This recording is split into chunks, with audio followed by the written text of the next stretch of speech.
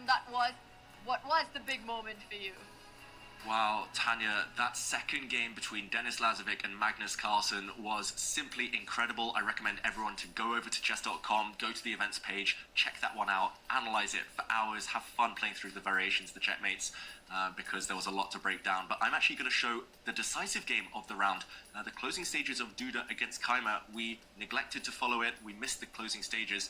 And actually, for a long time, it was just dead level. I thought this was going to fizzle out towards a draw. This position, we mentioned that white had sacrificed material earlier.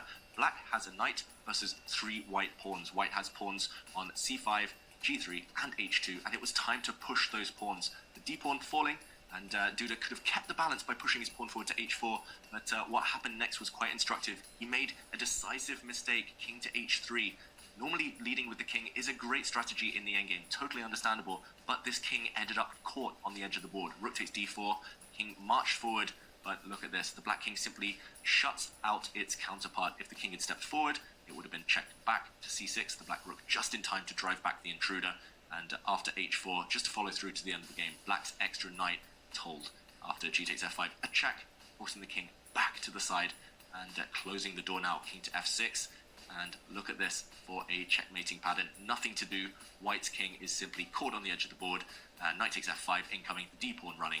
Duda here resigned. Vincent takes the lead.